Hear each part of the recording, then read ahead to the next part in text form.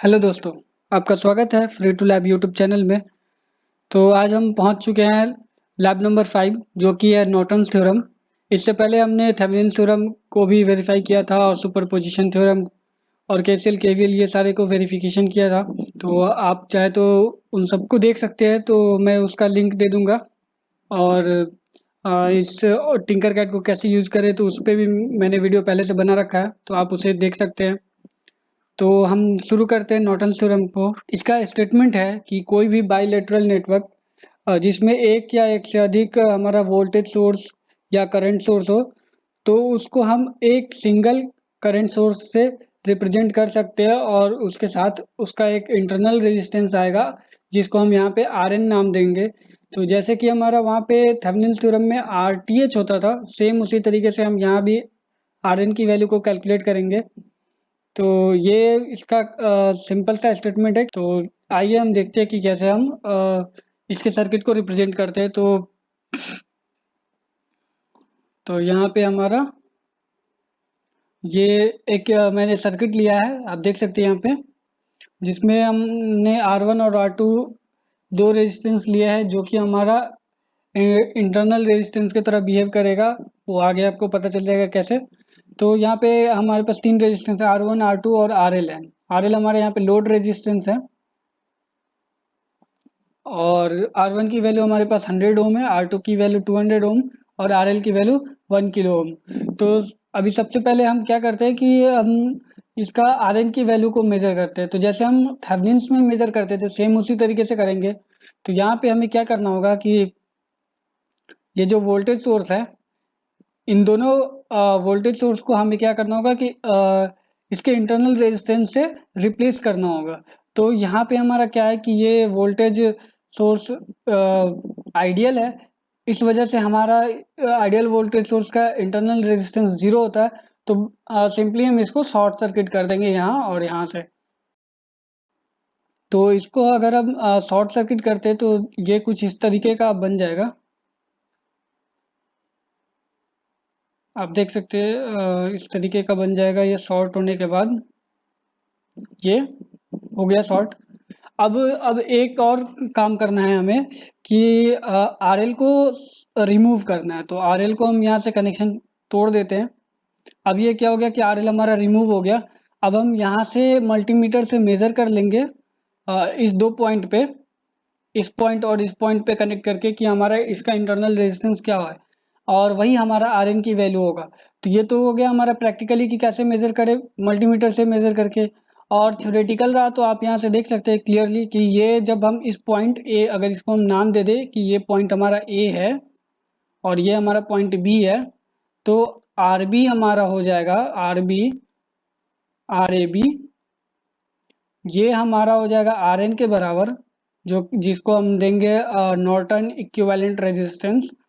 तो ये हमारा आर एन हुआ और ये हमारे यहाँ पे आप देख सकते हैं क्लियरली कि ये आर वन और आर टू दोनों पैरेलल है, R one parallel R two. तो इस केस में हमारा क्या होगा, R one parallel R two है तो यहाँ पे 100 और 200 है, तो 100 पैरेलल 200 हो जाएगा। मतलब इसका हम पैरेलल कॉम्बिनेशन से रेजिस्टेंस निकाल लेंगे। तो सिंपली इसका हम क्या करेंगे कि R equivalent is equal to होता है R one R two divided by R one plus R two. तो 100 इंटू 200 हो जाएगा, 100 इंटू 200 और डिवाइडेड बाई हो जाएगा 100 प्लस 200, तो ये हो जाएगा 300। तो इसको हम जब कैलकुलेट करेंगे तो ये हमारा अप्रोक्स आता है 67.7 ओम के अप्रोक्स आता है। तो ये हमारा आर एन की वैल्यू होगी। तो ये मैंने यहाँ पे डाल दिया है आर एन की वैल्यू इसके टेबल में। तो हमारे पास यहाँ पे तीन कॉलम है, एक मेजर्ड वैल्यू होगा जो कि हमारा प्रैक्टिकल से आएगा और ये थ्योरेटिकल वैल्यू जो हम कैलकुलेट करेंगे उससे आएगा। तो आर एन की वैल्यू यहाँ पे 66.7 ओम है। तो ये हमारा ये एक एक पार्ट, ये मतलब आर एन की वैल्यू हमारा निकल गया। अब हमारा बच रहा है क्या कि हम इसके इक्विवेलेंट सर्किट को हम रिप्रेजेंट करें। तो उसके लिए आप राइट साइड में देख सकते हैं ये वाला। तो इस पे पहले हम वोल्टेज सोर्स को वापस से ला देते हैं। फिर फिर आगे बढ़ते हैं। तो ये हमारा यहाँ पे ये वोल्टेज सोर्स है 2। अब ये देख सकते हैं आप कि हम इस सर्किट को हम इस फॉर्म में रिप्रेजेंट कर रहे हैं। तो यहाँ पे हमारा RL जो लोड रेजिस्टेंस है, इसके अक्रॉस हमारा इक्विवेलेंट सर्किट क्या बनेगा, उसी को हम यहाँ पे रिप्रेजेंट कर रहे हैं। तो इस लोड को अगर रिमूव कर दे तो हमारे पास ये एक सर्किट बनेगा, और यहाँ पे ए पॉइंट और ये बी पॉइंट बना। तो इसी ए बी के क्रॉस जो इसका ये पूरा सर्किट बन रहा है, तो इसको हम एक सोर्स हम मानेंगे, और उस सोर्स का कुछ इंटरनल रेजिस्टेंस होगा। तो इस तरीके से हम यहाँ पे इसको रिप्रेजेंट करने वाले हैं, और इसी को नॉर्टन इक्विवेलेंट सर्किट बोलते हैं। तो ये हमारा ये वाला पार्ट जो है नॉर्टन इक्विवेलेंट सर्किट है, जिसमें कि हमारा ISC जो है करंट है, सोर्स है। जैसे कि मैंने नॉर्टन्स का थ्योरम का स्टेटमेंट है कि इसको हम करंट सोर्स से रिप्लेस कर सकते हैं। तो ये हमारा करंट सोर्स हो गया। और जैसे कि ये करंट सोर्स है, तो हम रेजिस्टेंस इसका जो होगा RN, वो पैरेलल में आएगा। तो ये पूरा पार्ट हमारा एक बनता है नॉर्टन्स इक्विवेलेंट सर्किट। और ये हमारा चूंकि RL के अक्रॉस कनेक्टेड है, इसलिए हम यहाँ पे RL के अक्रॉस कनेक्ट कर देते हैं। तो ये सिंपली हमारा नॉर्टन्स इक्विवेलेंट सर्किट हुआ। अब हमें क्या करना है कि ISC मेजर करना है। हमने तो वो RN की वैल्यू मेजर कर लिया, अब ISC मेजर करना है। तो इसका यहाँ पे नाम से इसका एब्रीविएशन इसी से क्लियर हो रहा है थोड़ा थोड़ा कि ISC को अगर हम एक्सपेंड करें तो ये होता है शॉर्ट सर्किट। मतलब हमें करंट निकालना है शॉर्ट करके। तो ये हम शॉर्ट कहाँ पे करेंगे, तो जहाँ पे हमारा लोड रेजिस्टेंस है उसको हम शॉर्ट कर देंगे, और उस पाथ में जो लोड रेजिस्टेंस को शॉर्ट करने के बाद जो पाथ बना, उस पाथ में क्या करंट होगा, उसी को ISC बोलते हैं। तो इसको हम कुछ इस तरीके से रिप्रेजेंट करने वाले हैं। RL को हम यहाँ से रिमूव कर देते हैं, और इसको वैसे वहाँ पे शॉर्ट करना है तो इसको रखे ना रखे बात बराबर है, क्योंकि करंट हमारा जो होता है लो रेजिस्टेंस वाले पाथ से फ्लो करता है। तो उसी तरीके से अब ये हमारा यहाँ पे ISC करंट होगा ये, और यही हमें मेजर करना है। तो अब आप देख सकते हैं यहाँ पे सर्किट काफी सिंपल हो गया कि यहाँ पे 2 लूप मेथड लगा करके, और इसमें हम इस पाथ में क्या करंट है वो मेजर कर सकते हैं, निकाल सकते हैं। सिंपल है। तो नोड नोड एनालिसिस लगा करके, और इसको हम इजीली कैलकुलेट कर लेंगे कि करंट क्या है होगा इस पाथ में। ठीक है, तो ये हो गया। ISC निकल गया। तो अब अगर हमें मेजर करना होगा प्रैक्टिकली, तो हम यहाँ पे क्या करेंगे कि इस पॉइंट पे एक एमीटर कनेक्ट कर देंगे।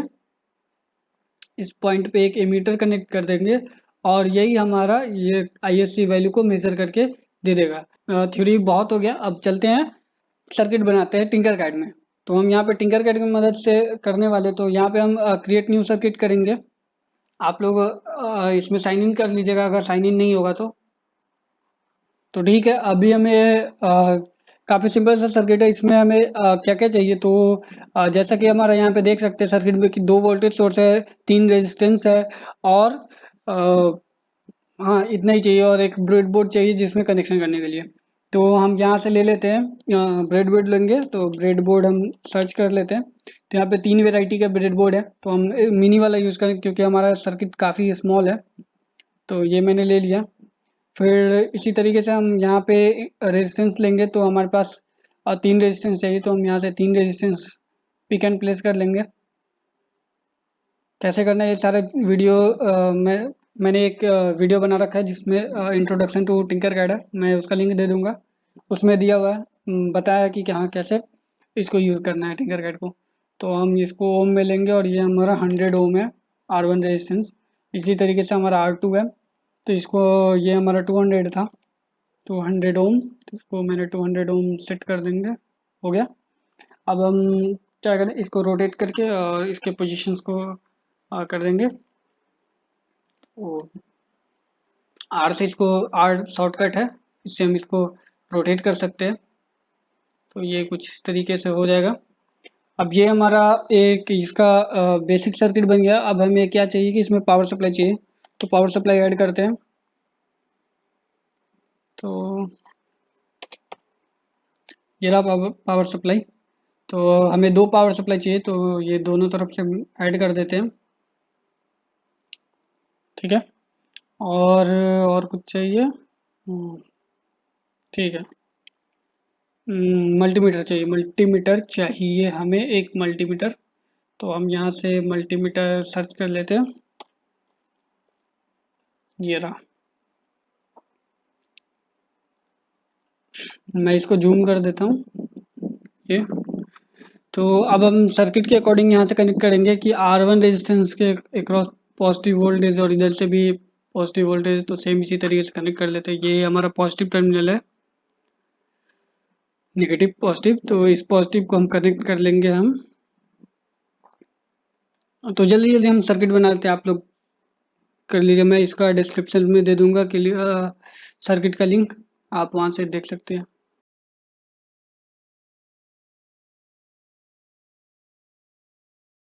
तो ये इसका सिंपल सा सर्किट है। अब हमें क्या करना है कि पहला पार्ट को अगर हम देखें, तो पहला पार्ट में हमें क्या आर एन को मेज़र करना है। तो चलते हैं आर एन को मेज़र करते हैं। तो आर एन को मेज़र करने के लिए हमें क्या करना होगा कि दोनों वोल्टेज सोर्स को हमें शॉर्ट करना होगा, मतलब इंटरनल रेजिस्टेंस से उसको रिप्लेस करना होगा। तो यहाँ पे हमारा आइडियल सोर्स है, इस वजह से शॉर्ट हो जाएगा।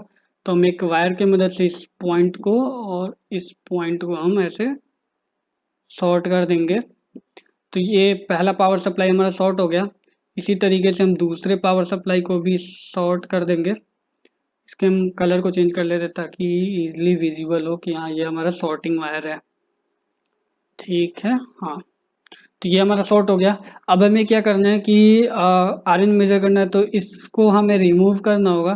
तो मैंने इसको रिमूव कर दिया। अब यहाँ से मल्टीमीटर लगा करके और इन दोनों के बीच का हम रेजिस्टेंस मेजर कर लेंगे। तो इससे हमें पता चल जाएगा कि ये जो सेम यहाँ पे पाथ थी, तो इस पॉइंट और इस पॉइंट के बीच में क्या रेजिस्टेंस होगी वो पता चल जाएगी। तो इसके लिए हम सिमुलेशन स्टार्ट करते हैं। तो इसको हमें चेंज करना पड़ेगा रेजिस्टेंस पे। तो आप देख सकते हैं यहाँ पे 66.7 ओम इसका रेजिस्टेंस आया। तो इसको हम यहाँ पे एक्सेल में पुट कर देते हैं।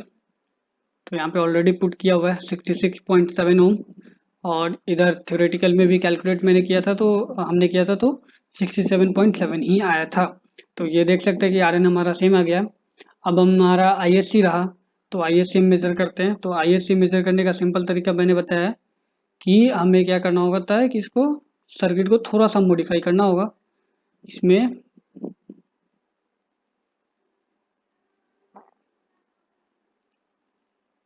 इस सर्किट को हम यहाँ पे कर देंगे। और हमें क्या करना है कि इस पाथ में, मतलब इस हमें शॉर्टिंग हटानी होगी, क्योंकि हम अब हमें आईएससी मेजर करना है, तो वोल्टेज सोर्स को शॉर्ट नहीं करना है। और हमें इस पाथ और इस पाथ, मतलब यहाँ पे देख सर्किट में डायग्राम में दिखाते हैं, वहाँ से क्लियर हो जाएगा। तो यहाँ पे था कि इस पाथ और इस पाथ के बीच में करंट क्या होगा। तो ये हमारा ये ऊपर वाला एरिया, तो हमारे यहाँ पे देखें तो ये वाला पॉइंट है। और दूसरा वाला अगर एरिया देखें, ये वाला तो इसका ग्राउंड पॉइंट है। तो ये हमारा यहाँ पे ये ग्राउंड पॉइंट हो गया, ये वाला पॉइंट। तो हम इसको ग्राउंड वाले के साथ इसको कनेक्ट कर देंगे। तो ये हमारा पॉजिटिव पार्ट इधर आ गया और नेगेटिव पार्ट हमारा इधर आ जाएगा। तो नेगेटिव को ब्लैक से कर देते हैं। तो अभी आप यहाँ पे देख सकते हैं, इसको थोड़ा सा साइड में ले आते हैं, अच्छा दिखेगा सर्किट। ठीक है। हम्म। तो ये यहाँ पे हमारा इस पॉइंट और इस पॉइंट के बीच में ये हमारा मेजर करेगा। उससे पहले हमें इसकी वोल्टेज को फिक्स करना पड़ेगा। तो V1 वोल्टेज सोर्स हमारा था 10 वोल्ट और V2 वोल्टेज सोर्स हमारा था 20 वोल्ट। तो सेट कर लेते हैं और अब हम सिमुलेशन स्टार्ट करते हैं। तो यहाँ पे आप देख सकते हैं ये रेजिस्टेंस पे है, तो इसको हमें एमीटर पे कन्वर्ट करना होगा। तो यहाँ पे 200 मिली एम्पियर इसका करंट आया ISC, जो कि शॉर्ट सर्किट करंट है। तो हम इस डाटा में हम यहाँ पे 200 मिली एम्पियर मेजर्ड वैल्यू में फीड कर देंगे 200 मिली एम्पियर। ये हमारा हो गया ISC मेजर हो गया। अब एक और हमारा पैरामीटर बचता है जो कि IL, मतलब लोड के अक्रॉस क्या करंट होगा। तो उसके लिए सिंपल है, हमें यहाँ पे इस पॉइंट को यहाँ से डिलीट करना होगा और यहाँ पे वापस से हमें इसको कनेक्ट करना होगा। तो ये मैंने कनेक्ट किया और ये हमारा 1K रेजिस्टेंस। तो इस पाथ में हम यहाँ पे करंट मेजर करने वाले हैं। तो ये कुछ इस तरीके से सर्किट बनेगा। ये अब ये कुछ इस तरीके से करंट इसमें गया और इस पॉजिटिव के थ्रू जा होते हुए और इस नेगेटिव इमीटर के थ्रू होते हुए ये फिर इस रेजिस्टेंस में आ गया। तो पाथ कंप्लीट है। तो फिर हम सिमुलेशन स्टार्ट करते हैं और ये हमारा आई की वैल्यू दे देगा। तो आई जो लोड रेजिस्टेंस के अक्रॉस जो करंट होगा वो 12.5 मिली एम्पियर आएगा। तो यहाँ पे हम इसमें डाल देते हैं एक्सेल शीट में, कितना है 12.5 मिली एम्पियर। अब इसी तरीके से अब हमें थ्योरेटिकल कैलकुलेट करना होगा आईएससी के वैल्यू को। तो अभी हमें आईएससी की वैल्यू मेजर करना है। तो हम आईएससी मेजर करने के लिए सिंपल यहाँ पे हम इसको सॉर्ट करेंगे। तो इस सर्किट को थोड़ा सा हम दूसरे स्लाइड में बना करके इजीली दिखाते हैं। मतलब आईएससी की वैल्यू कैसे हम निकालेंगे। तो उसके लिए हम हमारे पास यहाँ पे क्लियर देख सकते हैं कि ये R1 रेजिस्टेंस है और ये हमारे पास R2 रेजिस्टेंस है और हमारा ये शॉर्ट सर्किट हो गया। और यहाँ पे हमारे पास दो वोल्टेज सोर्स हैं। ये वोल्टेज सोर्स हो गया और ये इस तरीके से कनेक्टेड है। सिमिलरली इधर से भी कनेक्टेड है। और ये तो ये वाला हमारा 10 वोल्ट था और ये वाला हमारा 20 वोल्ट था और ये वाला हमारा 100 ओम है और ये 200। तो अब हम क्या करेंगे कि यहाँ पे मान लेते हैं आईएससी हमें ये निकालना है, इसी को आईएससी बोलते हैं। तो ये हमें आईएससी निकालना है तो इसको हम आई मान लेते हैं। और अभी हमारे क्या है ये करंट दो पार्ट में ब्रेक हो रहा है। तो सपोज करते हैं कि इस पार्ट में करंट हमारा जो जा रहा है वो I1 है और दूसरे पार्ट में जो जाएगा ये हमारा I माइनस I1 हो जाएगा। ये हमारा होगा किरचॉफ्स करंट लॉ से, जो कि हमारा यहाँ पे कि इसको केसीएल बोलते हैं, किरचॉफ्स करंट लॉ। तो ये इससे हमारा ये होता है कि एक पॉइंट पे जो total incoming current equal to total outgoing current होता है। तो इस पॉइंट पे हमारा देखें तो ये आई इनकमिंग करंट है और यही हमारा दोनों ब्रांच में डिस्ट्रीब्यूट हो रहा है। तो ये आउटगोइंग और ये आउटगोइंग, तो इन दोनों को प्लस करके आई आना चाहिए। तो यहाँ पे देख सकते हैं कि इसको जब प्लस करेंगे तो आई आ जाएगा। तो ये सही है, किरचॉफ्स करंट लॉ लगा लिए। तो अब हमें क्या करना है कि इसमें हम केवीएल लगा देंगे और सिंपली हम दोनों ब्रांच में दोनों लूप में केवीएल लगा करके और इसको सॉल्व कर लेंगे। तो सिंपली अब अगर हम इसमें लगाए तो ये हमारा इस लूप में इनकम I1 जो है वो 10 वोल्ट के नेगेटिव का टर्मिनल में जा रहा है। तो ये इसका इक्वेशन कुछ इस तरीके से बनेगा, -10 वोल्ट प्लस हो जाएगा। अब हमारा ये जो है ये I1 जो R1 रेजिस्टेंस के अंदर जा रहा है तो जो कि हमारा 100 वोल्ट है, तो 100 ओम है। तो ये हमारा 100 इंटू I1 हो जाएगा और ये इक्वल टू हमारा 0 होगा। ये इक्वेशन पहला है। तो इसमें हमारा इजली I1 की वैल्यू निकल जाएगी। तो इसको हम I1 की वैल्यू हम यहाँ से निकाल लेते हैं। तो ये इक्वल टू हो जाएगा 10/100। तो इसको जब सॉल्व करेंगे तो ये 0.1 एम्पियर होगा। तो इसको 100 मिली एम्पियर बोल सकते हैं। तो अभी हम इसको फ्रैक्शन में ही रखते हैं 1/10। अब हम ये इक्वेशन हमारा पहला था। अब इसी तरीके से हमारा इक्वेशन दूसरा बनेगा। तो इस लूप में अगर जाते हैं तो ये पार्ट है इस तरीके से। तो इस वाले लूप में हम इधर गए तो ये वाला करंट I माइनस I1 जो है वो 20 वोल्ट के नेगेटिव टर्मिनल में जा रहा है। तो ये -20 वोल्ट हो जाएगा प्लस प्लस और इस 200 ओम रेजिस्टेंस के अक्रॉस क्या वोल्टेज होगा। तो ये हमारा हो जाएगा 200 इंटू I माइनस I1 हो जाएगा। तो ये हमारा total voltage in a loop हो गया और ये 0 हो जाएगा केवीएल के अकॉर्डिंग। तो फिर अब हम यहाँ से इजीली कैलकुलेट कर सकते हैं। तो इस 0 से एक 0 खत्म हो जाएगा और ये 2 1 बन जाएगा। तो हम यहाँ से I माइनस I1 की वैल्यू को हम लिख सकते हैं। ये बराबर हो जाएगा 1/10 हो जाएगा, ठीक है। और यहाँ से हम I की वैल्यू निकाल सकते हैं जो कि हमारा होगा 1/10 प्लस I1। और I1 की वैल्यू हमारे पास यहाँ पे 1/10 ही आई थी। तो 1/10 ये टोटल हो जाएगा हमारा 2/10। तो इक्वल टू 1/5 हो गया। इसको जब हम डेसिमल में लिखेंगे तो ये हमारा 0.2 एम्पियर हो जाएगा। 0.2 एम्पियर कॉम्प्लिकेटेड हो गया, इधर लिखते हैं। तो 0.2 एम्पियर, इसको जब हम मिली एम्पियर में कन्वर्ट करेंगे तो ये हमारा 200 मिली एम्पियर आ गया। तो जो कि हमारा एग्जैक्टली आईएससी के बराबर आया, जो कि हम मेज़र किए थे यहाँ पे। तो हम यहाँ पे इसमें भी वैल्यू उसी तरीके से पुट कर देंगे, जो कि हमारा होगा 200 मिली एम्पियर। और इसी तरीके से हम यहाँ पे आईएल की वैल्यू को भी कैलकुलेट कर सकते हैं। तो आई होप आप इसे इजीली कैलकुलेट कर पाएंगे। आईएल की वैल्यू मेजर करने के लिए सिंपली यहाँ पे एक रेजिस्टेंस ऐड कर देंगे और सेम प्रोसेस दोबारा से रिपीट करेंगे। तो उस केस में क्या होगा कि हमारा एक टर्म यहाँ पे बढ़ जाएगा, जो कि होगा I times R one, R L होगा, आई टाइम्स आर एल होगा प्लस में। और इसमें भी एक टर्म बढ़ जाएगा, जो कि होगा हमारा आई प्लस आर एल। तो इसी तरीके से हम वहाँ से आई एल की वैल्यू निकाल पाएंगे। और उससे हम इससे पाएंगे कि हमारा नॉर्टन थ्योरम वेरीफाई है। यहाँ से आप देख सकते हैं कि क्लियरली आईएससी तो इक्वल हो ही गया, तो आईएल भी आप निकालेंगे तो इक्वल ही आएगा, 12.5 मिली एम्पियर ही आएगा। तो आई होप कि आपको ये वीडियो अच्छा लगा हो। अगर अच्छा लगा तो शेयर कीजिए, लाइक कीजिए और सब्सक्राइब कर दीजिए। तो थैंक यू।